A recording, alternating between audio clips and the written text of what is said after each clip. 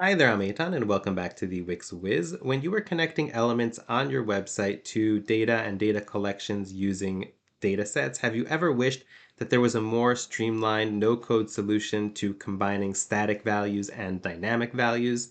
So for example here, you can see here that I have a repeater, and I am using exactly one element to combine this static value of come check out our lovely with a dynamic value of cozy family home or modern city apartment. And I don't have to use kind of two elements or several elements moshed together in order to do this.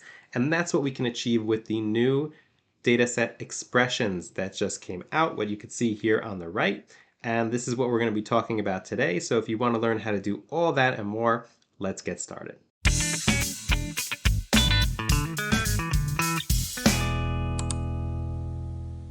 Okay, so to get started with this demo, I have a blank Wix website. And I've added a collection to the CMS using the Wix collection AI collection generator. And it's basically just some dummy info about these fake properties. And this, by the way, what I'm demonstrating now is valid for Wix Studio as well as the classic Wix website, but I do recommend checking out the documentation because there may be some slightly different instructions for how to implement in Studio, but overall it should be quite the same. So what we're going to be doing is I'm going to build a repeater that is going to contain info from this collection by connecting it to a data set. So let me go over here to add elements, and I'm just going to look here for a list, and I'm going to add in a repeater. So let me just add in, we could even add in one of these pre-designed repeaters like this. Okay, so let's say this is going to be a repeater that is showing you different properties, and the text here might not be so clear, so let me just make it maybe blacks just so it's completely visible to you. And I'll make it a little bigger. So let's make it 16, let's say, and bold. Because I really want you to be able to see what's going on here in this text, because that's really the crux of this tutorial. And we're going to connect this repeater to our data via a data set. So to do that, we're going to click here on the upper right where it says connect to CMS. And here a side panel opens where we can add in a data set. And here we get to choose which collection. I only have one at the moment, so it's going to be the properties collection. And I'll leave the name as the default for now. Okay, so now that we've added in the data set, we have the option to connect our various elements to the data. So for example, I can go ahead and I can connect this to, for example, over here on the right. So let's say I'll connect it to the title. Now you can see that it says cozy family home here and modern city apartment over here. So this is pretty much the regular experience that you're used to with connecting stuff to from a repeater to a data set. And now I'm going to demonstrate something that's going to highlight why we need this feature and what the advantages that it gives. So let's say instead of just displaying the title here, I wanted to display some additional intro to the home. So let's say, for example, I want to invite people to come check out this home. And until now, the way that I could do this would be by, for example, adding in an additional text element. Okay, so let's say here I have another text element, and here I would say, come check out this. Okay, come check out this, and then I'd put this right over here, let's say, and then it would say, come check out this cozy family home. Okay, obviously if I was going the code direction, then I would be able to determine the value of these different text elements via code and it would be nice and seamless. But assuming that I'm going the no code route, this is pretty much the option that I have of trying to arrange different elements, one with my static text and one with my dynamic text. And obviously this doesn't look great. I could probably make it look a little bit better than this, but all in all, it just kind of looks a little stunted and it doesn't maybe give us the flow that we're looking for example, to have all this text kind of as part of the same paragraph. Okay, so this is what the new expressions are going to let us do. And now we're going to hop in and see how exactly we set those up. Okay, So to set up an expression, first I'm going to get rid of this text element that I added here just for the demo. And what we're going to do is when we select an element to connect it to a data set, here inside of connections, instead of connecting it specifically to the field that it's supposed to represent, we're going to scroll all the way down until we see this expression over here, right next to my face. And then if we just click on that, essentially what it does is it allows us to write what's called an expression, which we'll understand in a moment, which creates a combination of static and dynamic text so that we can create that seamless experience that we were trying to. And in order to create these expressions, we're going to be following along with the documentation because this is something that is both brand new and it's something that has, I won't say it's complex per se, but it has a lot of different variations that can be implemented, and it would be very hard to remember them all by heart and to make sure that we're demonstrating at least a good selection of them without following along in the documentation. So I do recommend that you do that as well when you are trying to implement this. So the first expression that we're going to be working with is this concat expression, and it essentially allows us to concatenate, which is a fancy word for combined different strings together.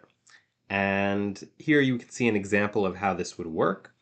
So if I just zoom in over here, you can see that we first use this bold word concat, we open up parentheses, and then we have a combination of both static and dynamic elements. So we have here our static strings, which are the ones that you see in red with the double quotation marks, and we have the dynamic values, which represent different fields in our collection. And we'll talk a little bit about that in a moment. And they're separated by commas, essentially. And then this expression knows to take everything and put it all together into one long string based on the dynamic values. So before we actually write this, I want to hop back into our collection and show you what field IDs it's using here inside of this dynamic value because it's different to the field name that you might be used to.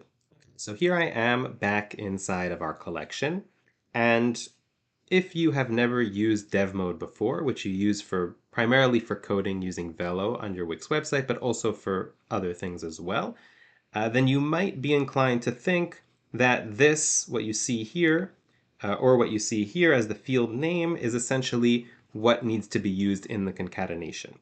And that would be misleading and incorrect because what you actually need is the field ID, which is only exposed once you turn dev mode on.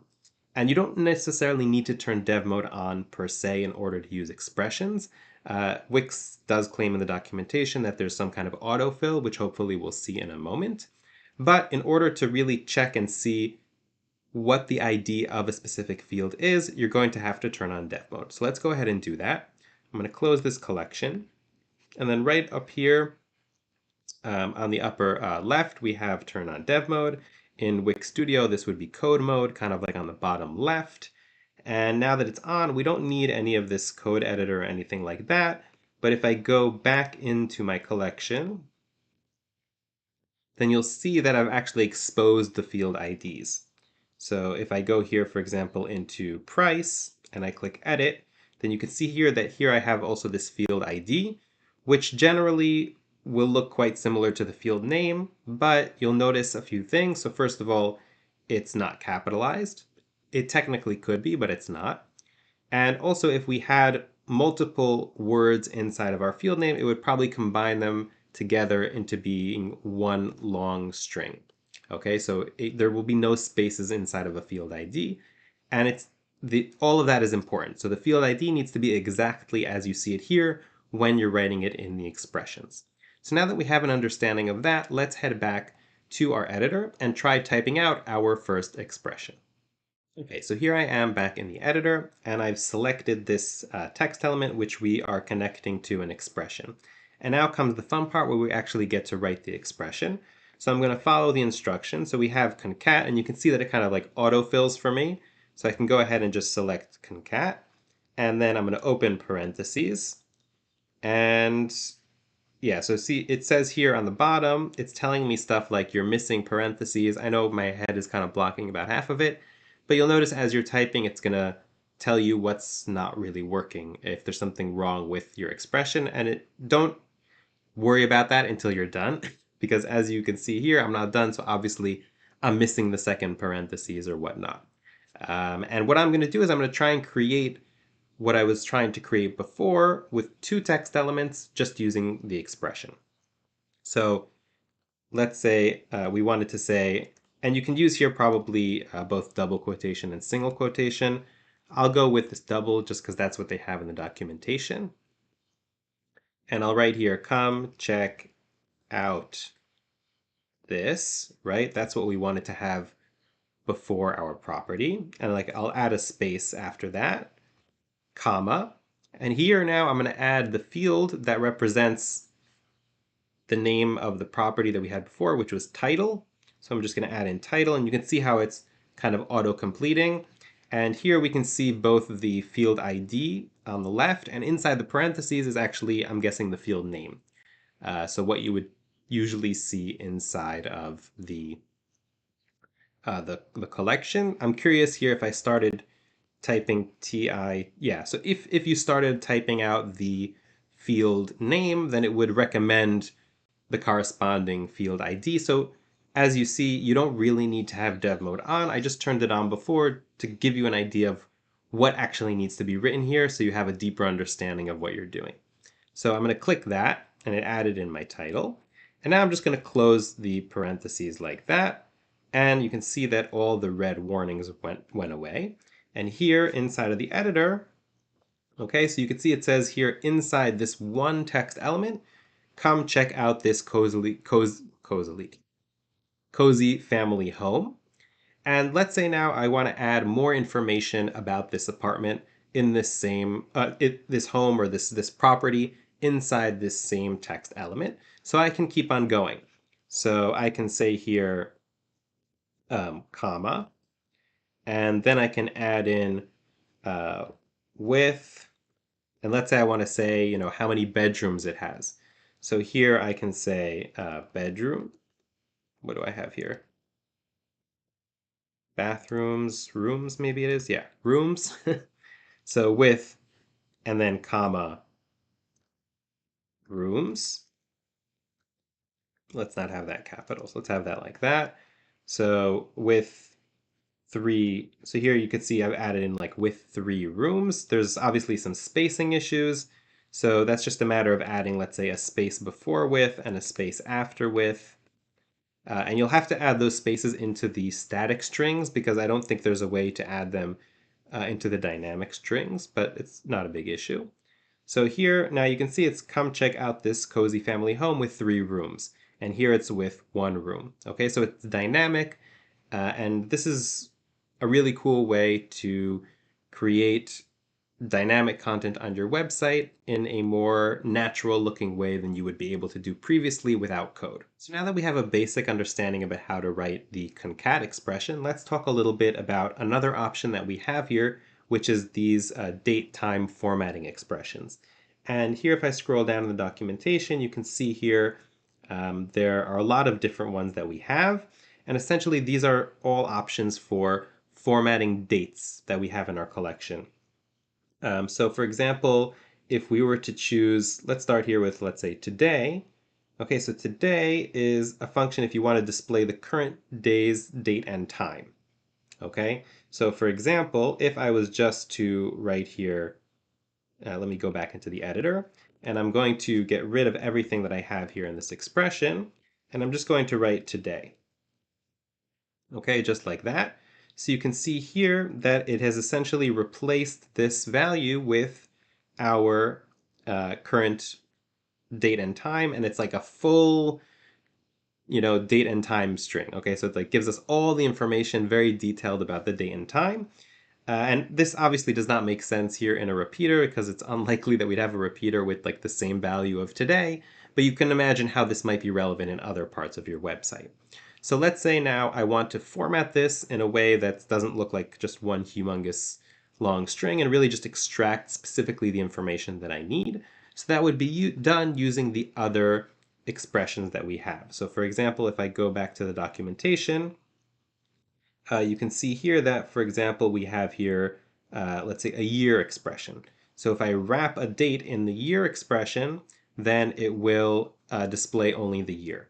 So let's experiment with that here in the editor. So I'm going to go here to our today expression, and I'm going to wrap it. So this is kind of very meta. It's an expression in an expression. And it's going to be here, so year, and I'm going to wrap the today in the year. Okay? And now you can see here that it's only displaying the year, so 2024. And you have, I'm not going to go through all of these because there's really a ton here, and you could probably do almost anything you want here with dates and time. And obviously you can also use the different dates and times inside of your collection. So for example, if I just want to get, let me take a look at one of these. So let's say date. So I'm going to go in here into the editor, and I want the date that this item was added into the CMS, let's say, to be displayed here, which makes a lot more sense in our repeater. So what I would do here is I'd use the date expression.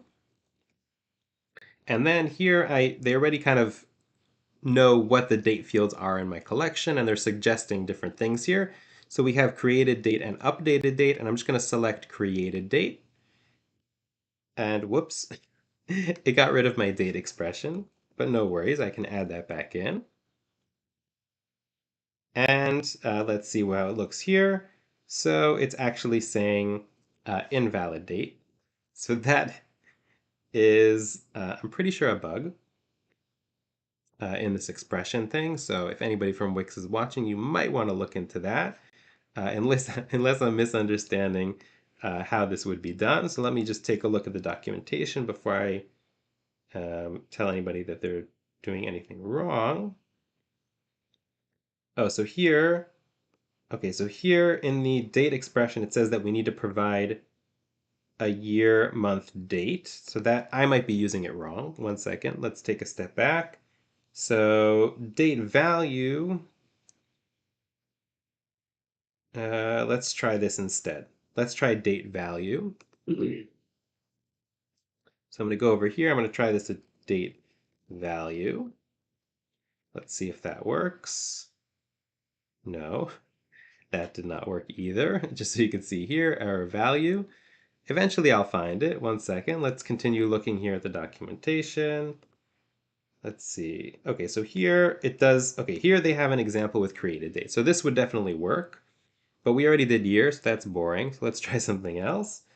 So let me check out, um, let's see, minute, hour. Mm, let's see what would happen if we did second. I don't know. So let's go over here, and I'm just going to change this to second, 19. So I guess that means that this was created at the 19th second. And I hope that's not the case. I hope there's an easier way to just get, let's say, just the date from the created date. I would have to peek around here in the docs. But let's say that you wanted to get like the month, day, year.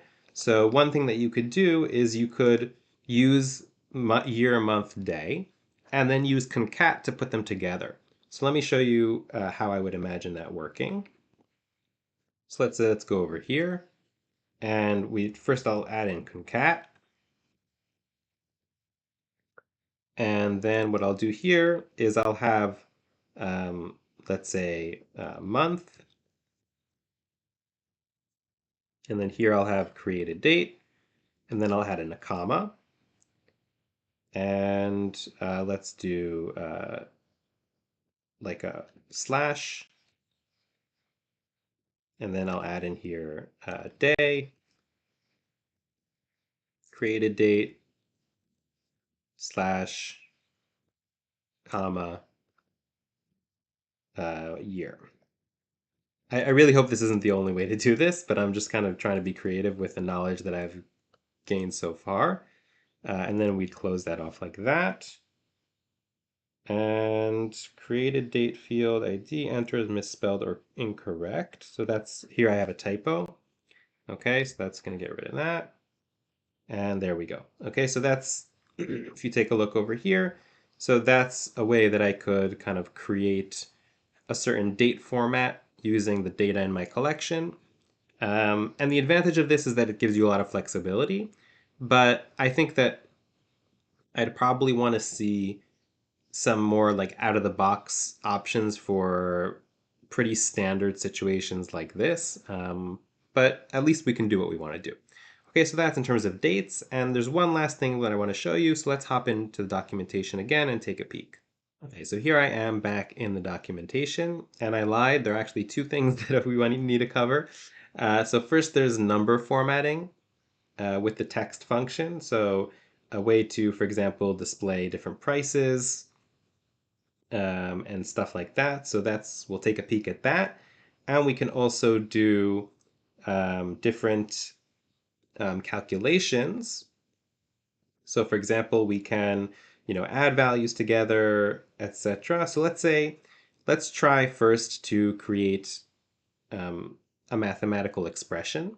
So let's say I want to take the price that's displayed in my collection, and I want to add, let's say, a 3% premium to that. So I'm going to do times 1.03, and then we'll add a price symbol next to it. So let's try and attempt something like that with our expressions. So let's head back into our site.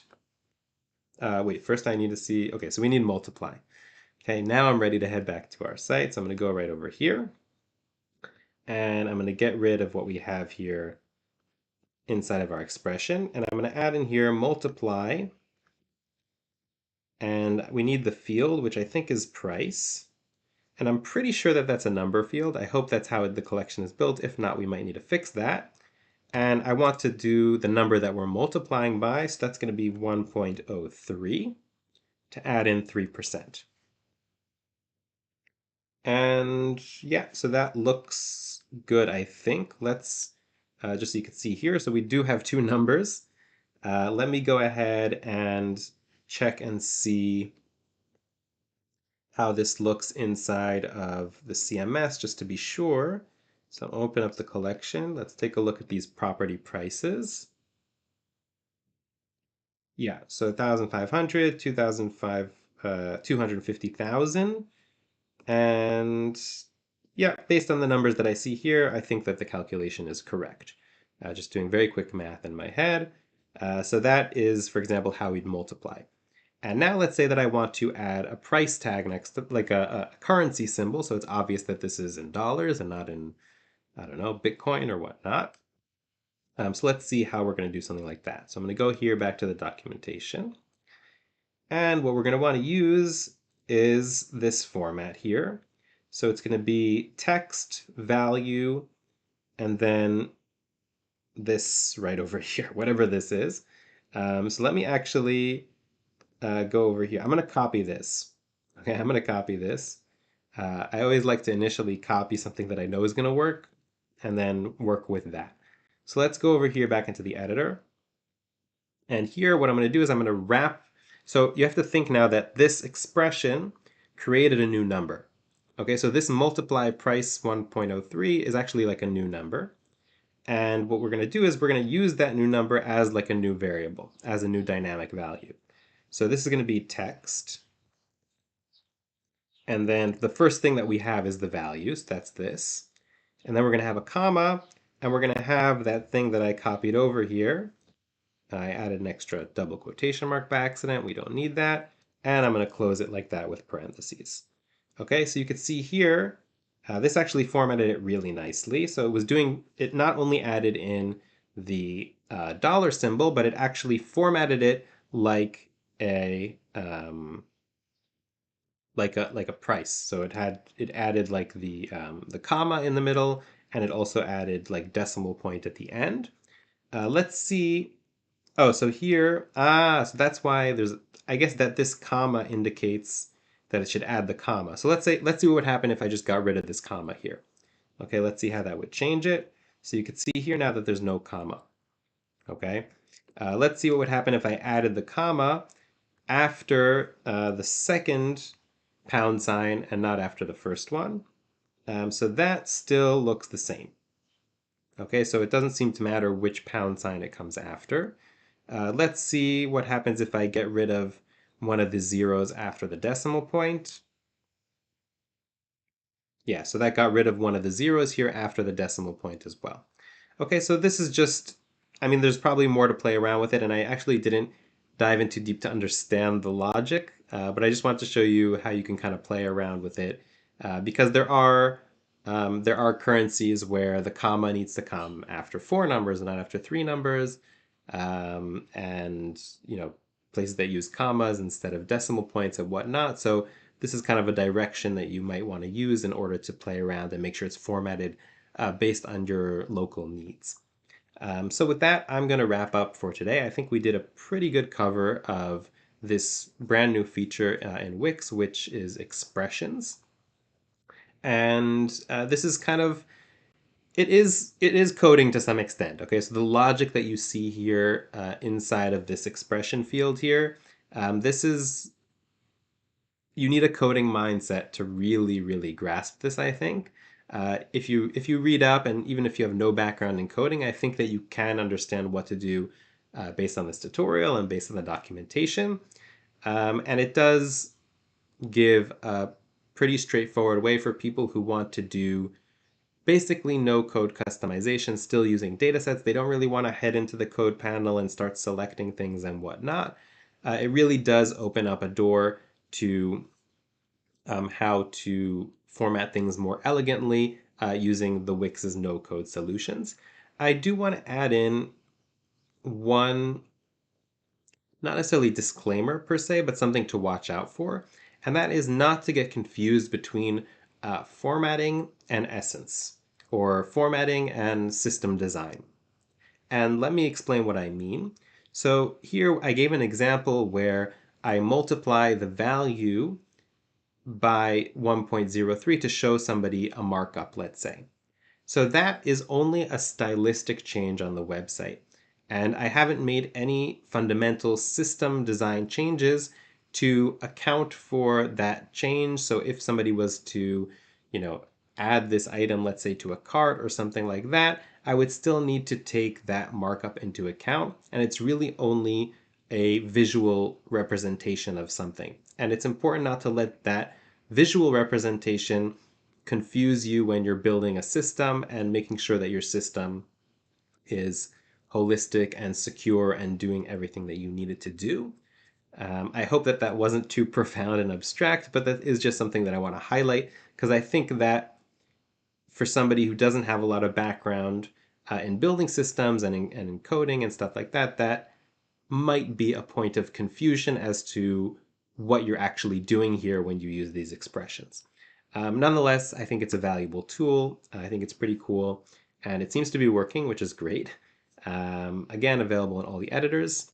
So if you enjoyed this video, don't forget to give it a thumbs up, just so that the YouTube algorithm knows that you want to see more of these kinds of videos. If you want to let the algorithm know even more, then you can go ahead and subscribe to the channel. It also lets me see that more people are subscribing, and it makes me really happy and boosts my motivations to make more videos just like this, so highly recommended. And if you want to really go all the way and support the channel, then you can check out some of our memberships, which come with various different perks that you can take a look at. I won't dive into it too much, but that's just a matter of hitting that join button after you subscribe. And even if not, I hope to see you next time.